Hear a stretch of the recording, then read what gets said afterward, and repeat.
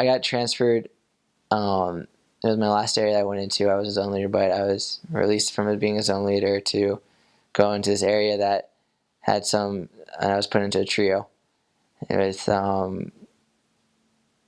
with an area that was been struggling, and I don't know if it was because of like disobedience or anything, but it was just it was struggling, and the missionaries were very unexcited to do missionary work, and so when I went in there, it was hard at the beginning because I was always been blessed with really awesome companions, and like yes, like every person, including me, like and you, and we had weaknesses, but we were always able to work through them. And so it was hard because we were always able to find someone to teach, and it was just really hard for the first few weeks, never having like a really steady investigator. We found one guy who was a member referral who was absolutely golden, but he was just sometimes like in the Hispanic wards you baptize a little bit more, so like he was super golden. He got baptized in about three weeks, but we only taught him like twice a week,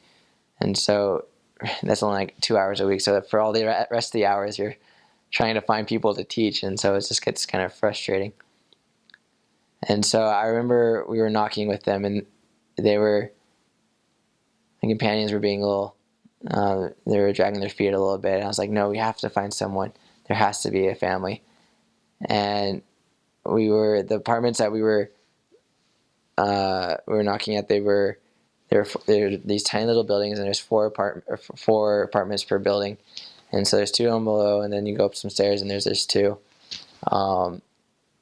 upstairs. And so we were walking, and there's like patios right by the pathways to walk to their doors, and this family had their door open, and I heard the parents arguing, and being kind of interested, I knocked on the door, and their daughter came up, and I was like, and maybe just had pure desperation, I don't know, but I just looked at her and I was like, we share a message that can strengthen families and help you overcome any family problems that you can have.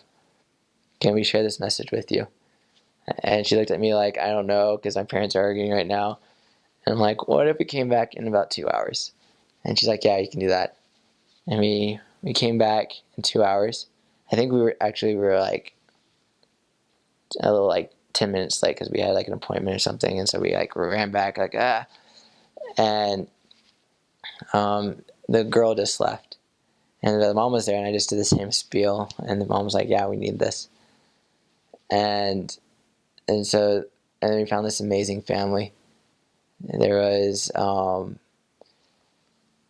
there was about 4 or 5 kids and the two parents, and it turns out that the mom wanted us to focus just on teaching the daughter, and so, but it was really cool because the girl wasn't able to be baptized by the time I left my mission, but I found out from the missionaries who were there after me that she did get baptized, and it was cool because they told me also that from the people who I found and I put in the area book, and like how we knocked on this person, they said come back, that they found a lot of people through those efforts.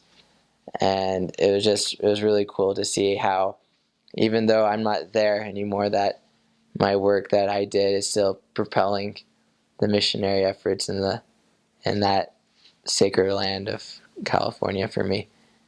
And so it was just cool to see how, even if my companions, they didn't want to knock that door, that I just exerted a little faith, and like there has to be someone, and we were able to find someone. And I remember this girl, the first few months of going to church, we couldn't find a member because the members were also getting kind of like annoyed, like, oh, you keep on finding these investigators that just disappear, and then no one gets baptized.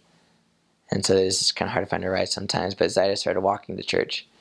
She would walk 30 to 40 minutes to get to church on Sunday.